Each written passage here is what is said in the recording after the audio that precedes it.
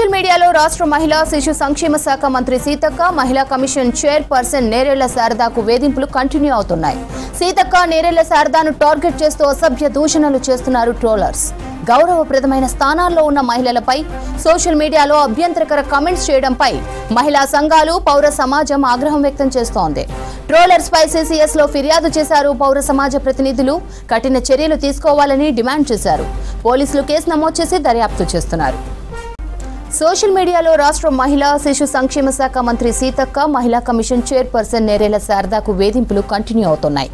Seethakka Nerella శారదాను target చేస్తూ అసభ్య దూషణలు చేస్తున్నారు ట్రోలర్స్. గౌరవప్రదమైన స్థానాల్లో ఉన్న మహిళలపై సోషల్ మీడియాలో అభ్యంతరకర కామెంట్స్ చేయడంపై మహిళా సంఘాలు పౌర సమాజం ఆగ్రహం వ్యక్తం చేస్తోంది. ట్రోలర్స్ పై CCS లో ఫిర్యాదు చేశారు. పౌర సమాజ ప్రతినిధులు కఠిన చర్యలు తీసుకోవాలని డిమాండ్ చేశారు. పోలీసులు కేసు నమోదు చేసి దర్యాప్తు చేస్తున్నారు. ఇక దీనికి సంబంధించి మరింత సమాచారం రాజు అందిస్తారు. రాజు, సోషల్ మీడియా వేధింపులపై అప్డేట్స్ ఏంటి? శ్రవంతి, కాంగ్రెస్ పార్టీ చాలా సీరియస్గా తీసుకుంటుంది. సోషల్ మీడియాలో కాంగ్రెస్ నేతలను అదేవిధంగా మంత్రులను టార్గెట్ చేస్తూ బీఆర్ఎస్ సంబంధించిన సోషల్ మీడియా అసభ్యకరమైన పదజాలాలతో ట్రోల్ చేస్తున్నారని కాంగ్రెస్ నేతలు చాలా సీరియస్ అవుతున్నారు. ప్రభుత్వ పెద్దలనే ఇలా కామెంట్ చేయడం, ఈ విధంగా వివరించడం తగదని కూడా చాలా సీరియస్గా వార్నింగ్ చేస్తున్నారు. ఇప్పటికే కొంతమంది ట్రోల్ చేసిన వారిపైన కూడా CCSకు ఫిర్యాదు చేశారు. వారిని ట్రేస్ చేసి పట్టుకొని వాళ్ళని అరెస్ట్ చేసి వారిని సీరియస్గా తీసుకోవాలి, కేసును సీరియస్గా తీసుకుని వాళ్ళని శిక్షించాలని కూడా పౌర సమాజం కూడా కోరుతుంది. ఎందుకంటే మొన్న రీసెంట్గా అసెంబ్లీ సమావేశాల సమయంలో కూడా సీతక్కను అసెంబ్లీ హాల్లోనే సభల్లో కూర్చున్న సీతక్కపై సోషల్ మీడియాలో కొన్ని వీడియోలు వైరల్ అయ్యాయి. మార్ఫింగ్ చేసి వీడియోలను వైరల్ చేశారు. మంత్రి సీతక్క ఎస్టీ సామాజిక వర్గానికి, ఒక ఆదివాసీ సామాజిక వర్గానికి చెందిన సీతక్క మంత్రి అయి ఉండి ఆమెనే సోషల్ మీడియా కావచ్చు, ఈ ట్రోలింగ్స్ కావచ్చు, మార్ఫింగ్లకు బాధితురాలుగా మారడం పైన అసెంబ్లీ సాక్షిగా సభ్యులందరూ చాలా సీరియస్ అయ్యారు. ఆ సమయంలో స్పీకర్ కూడా వార్నింగ్ ఇచ్చారు. ఇలాంటి పద్ధతులు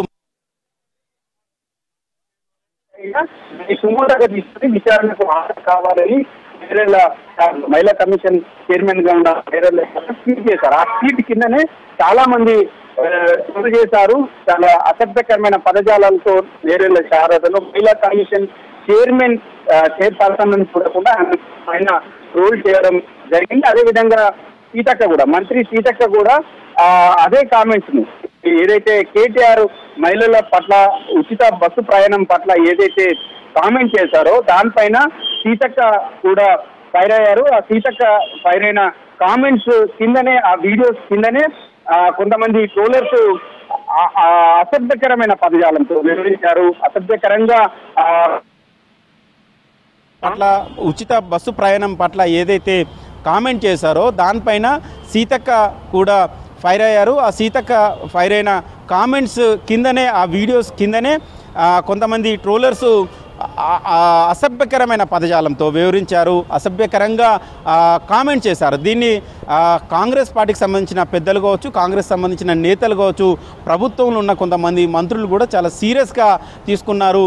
ఇలాంటి పదజాలాలు, ఇలాంటి అసభ్యకరమైన కామెంట్స్ను చేసి ట్రోల్ చేసి మహిళా మంత్రిని కావచ్చు, అదేవిధంగా మహిళా కమిషన్ చైర్పర్సన్ కూడా ఇలా ట్రోల్ చేయడం సమంజసం కాదని కూడా చాలామంది చెప్తున్నారు. అదేవిధంగా పౌర సమాజం కూడా, అంటే తెలంగాణలో మహిళలకు చాలా గౌరవం ఉంటుంది. అలాంటి మహిళా ప్రజా ప్రతినిధులపైన ఇలాంటి ట్రోలింగ్ అయితే ఇక సామాన్య మహిళలకు, ఒక యువతుల పట్ల ఇంకా ఎట్లా ట్రోలింగ్స్ గురవుతారు అనేది దీన్ని బట్టి అర్థం చేసుకోవచ్చు. అయితే కాంగ్రెస్ నేతలు ఒకటే భావిస్తున్నారు, ఇదంతా బీఆర్ఎస్ సంబంధించిన సోషల్ మీడియానే ఇది కావాలని ట్రోల్ చేస్తున్నారు. ప్రతిపక్ష పాత్ర హుందాగా పోషించాల్సిన బీఆర్ఎస్ నేతలు వాళ్ళ సోషల్ మీడియాను ముందు పెట్టి అసభ్యకరంగా ట్రోల్ చేసి కాంగ్రెస్ పార్టీ నేతలను కావచ్చు, ప్రభుత్వం సంబంధించిన మహిళా ప్రజాప్రతినిధుల పట్ల ఇలా ట్రోల్ చేసడం సమంజసం కాదని చెప్తున్నారు. పంజాగుట్ట పిఎస్లో కేసు నమోదైంది. అది CCS వాళ్ళు తీసుకున్నారు. సోషల్ మీడియాలో అసభ్యకరమైన పదజాలంతో కామెంట్ చేసిన వాళ్ళు కావచ్చు, ట్రోల్ చేసిన వారిని ట్రేస్ చేసి పట్టుకునే ప్రయత్నం చేస్తున్నారు. CCS నిన్న సాయంత్రం నుండి నిన్న రాత్రి ఇది కేసు నమోదైంది. 7-8 గంటల సమయంలో ఇది కేసు నమోదైంది.